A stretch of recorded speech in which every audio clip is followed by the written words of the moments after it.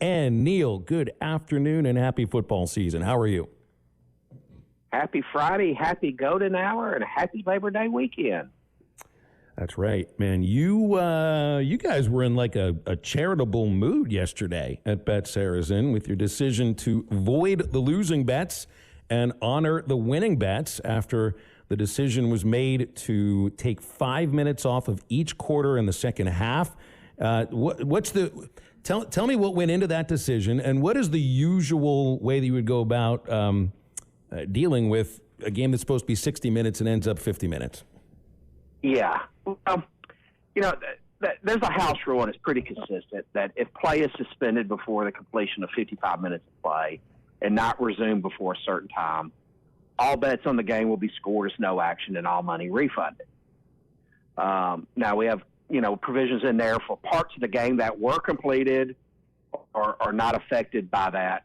We will still grade and settle win and losses on that, but we void all of the bets. Yesterday, we got thrown a little bit of a curveball because historically, and I'm going to blame you for it because y'all brought it up last week, the last time they played UAPB, they let the clock run in the second half. And that way you would have, even though they didn't stop it for out of bounds and they only stopped it like injuries and timeouts, the game would have gone the full 60 minutes and it would have been official. However, with the teams agreeing to knock 5 minutes off each quarter of the second half, that created a unique game condition that, frankly, I didn't even know they could do that, number one, which is kind of funny. A lot of my colleagues didn't know either. And so with the unique situation that it affected by the short games, the intent of that 55-minute rule is a provision so we can settle bets when the game is not played to its completion. Mm-hmm. However, this game was just with special scenarios in the second half. So we gathered the team together when we knew this was happening, and we had to get on it real quick because, all of these bets are settled automatically by feeds and scorings and results. And we were going to have to step in so we didn't have to undo a bunch of stuff if we had a different intent. So in the spirit of fair competition and not subjecting our customers to a highly technical rule interpretation and disqualify bets that would have otherwise been winners, we basically opted to grade the winning selection in those markets as the game was complete, because technically it was a complete game, but and not penalize any of the bets that would have won regardless of the shortened game. And we opted to void the losing bets as the game was not official per the technical interpretation of the house rule. So basically, we found an arbitrage situation that was not in Bet Saracen's favor, but just due to the unique circumstances of the game, we just couldn't bring ourselves to handle it any other way, and that's the decision that we made. And we notified the gaming commission of our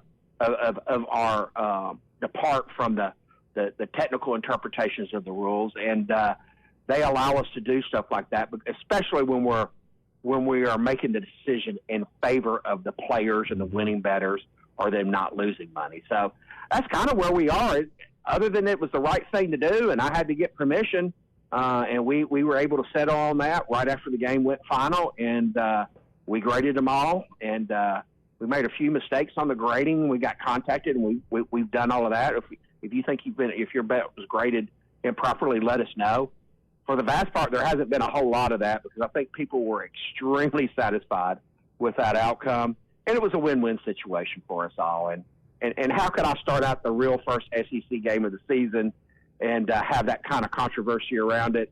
The season with the Razorbacks on the field got started off on the right foot. I wanted the betting action for the season to be on the right foot too. We had some wiggle room in the rules, so we took it.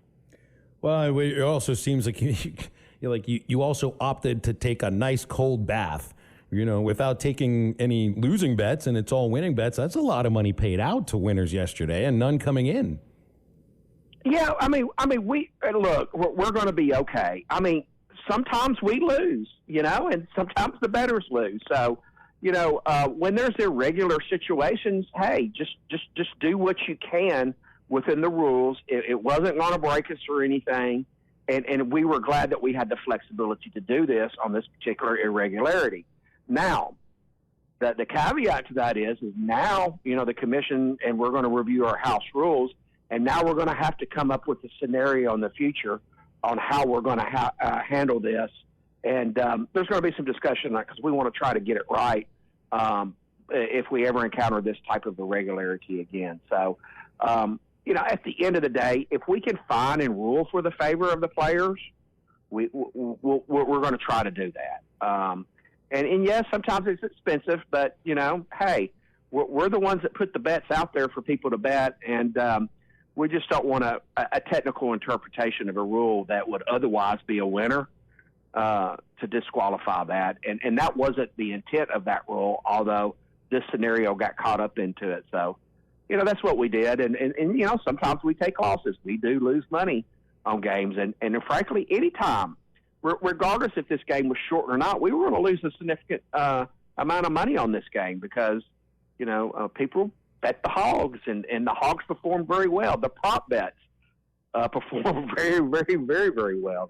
Those had the highest hit frequencies, and notice we had prop bets up, and the national operators and a lot of our competitors didn't have a lot of props up, and we took that risk, and like I said, we didn't win, and our bettors are happy, so we got that going for us. How does Bet Saracen then handle something that you see more often than a shortened football game, which would be a shortened baseball game, a range-shortened baseball game that is still considered a completed game because they got past the middle of the fifth inning, but you didn't play the whole 9 innings. Do you handle that the same way, or is that also just sort of expected that can happen because it's baseball? No. The weather delays in various sports that are played outside, we do have specific rules on that. And if you look at the baseball section in the rules, we would spend 10 minutes, and no one wants me to read a bunch of technical rules, but that is spelled out exactly how we handle every situation in baseball. Because frankly, baseball is the game that is most interrupted by weather. That and golf to an extent. But there's a lot more prop bets and a lot more betting markets with baseball. And those are pretty much, the games go official after 5.5 innings, depending on, if it's the home team or the other team. And also in college, we deal with the mercy rule in college actually quite frequently. I think we had, 2 or 3 games last year with Arkansas that the mercy rule came in effect, with a 10-run lead after the 7th inning. And we have it spelled out exactly how we handle those. And, that's out front and in there. So looking at what you guys got going on now this week, I mean, there isn't just college football and Major League Baseball. U.S. Open has been underway. I think they just got past the second round. How popular are the majors in tennis? The majors in tennis are bet quite heavily, and a lot of that's a lot of crossover from our table tennis business because they're similar, very, very similar betting markets with table tennis and regular tennis. So the majors do get a lot of activity. Now, this one not as much because we have all the extracurricular noise with the college football season starting. So, the people's gambling wallets are spread a little bit more across the different sports. But, tennis is very, very popular. And another one that's kind of getting lost with the opening weekend of college football is, you got the FedEx Cup. You got the final rounds, the last 30 players playing this weekend too. But that's another championship there. But in all honesty, you look at Thursday, which is the second highest Thursday in bets that we have taken.